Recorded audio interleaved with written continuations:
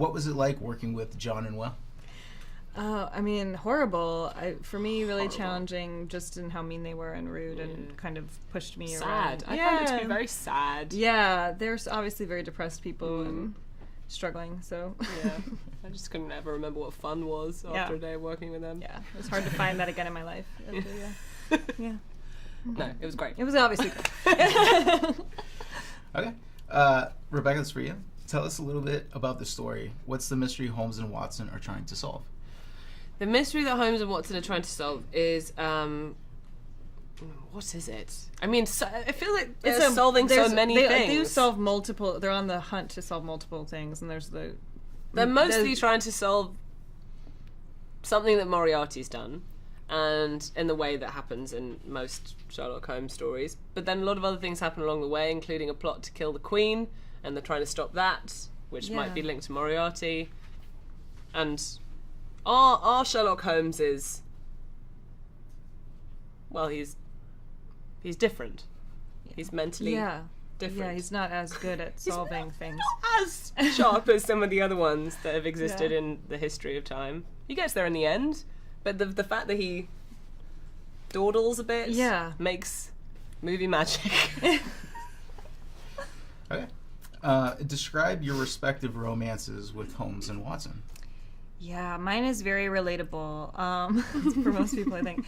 I play Millie, she's raised by feral cats, and she's unable to communicate. And so Sherlock falls for her immediately because, that's just a clean slate for him to work with. Yeah, I mean, he's able to kind of lay on whatever he imagines her to be thinking about, and he can continue to be so self-centered that the relationship really works well for him. Yeah, I don't know that anyone cares what Millie thinks about in general.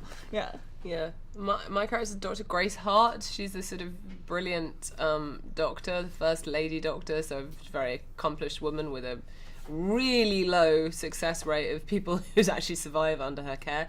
But, less said about that, the better. So I guess she's a kind of like good. I mean, Watson's arguably in love with Sherlock Holmes, so she's got that kind of vibe in lady form, and so he falls for her. Perfect. And what can audiences expect from this movie? You can expect to just laugh and have a good time and forget about your problems for a bit. Yeah. Just from laughing so hard, probably. Yeah. Great. And what makes this the perfect holiday movie? It's a really good family film, actually. I think, your kids are gonna love it.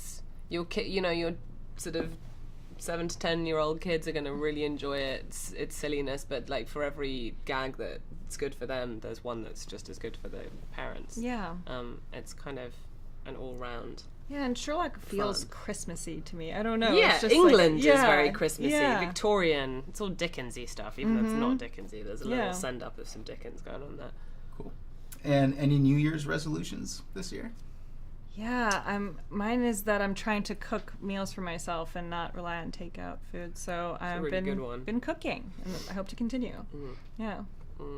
I don't. Well, I'm a relatively new parent, so I'm gonna go with more sleep. What are some holiday traditions you might participate in?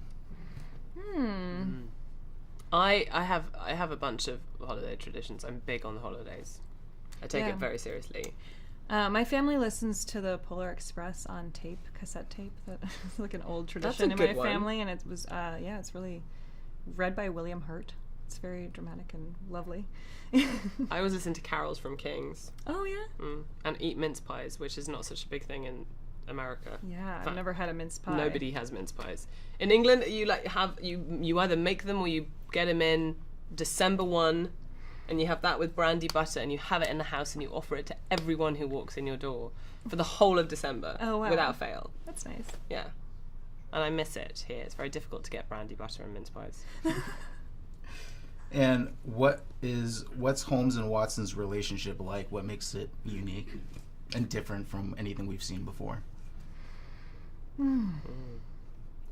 I mean, I think just how ridiculous they are together. It's the most, it's maybe the only absurd version of this story, so it's really very different in that sense. They're both bumbling fools Yeah. for a lot It's of just it. it's good satire. It's like sending up the things about the real Sherlock Holmes and Watson that sort of it's playing with those the things that we love about the real stuff, but sort of just making it that much bigger that it becomes, a little bit of a poking fun about the ridiculous elements of it. Yeah. And I think actually all Holmes and Watson, they're really in love. Yeah, I they think really care about ultimately- each other. Yeah, yeah, That's the that's the difference. Fantastic. AJ, you have any? I just, did you guys set up for us your kind of all-star cast that you guys got to work with? Yeah, yeah, we got to work with so many amazing people. I mean, Ray Fiennes. yes. I just have to think now. Kelly Macdonald. Kelly Macdonald, Rob Brydon, who's Rob so Brydon, funny. who's hilarious.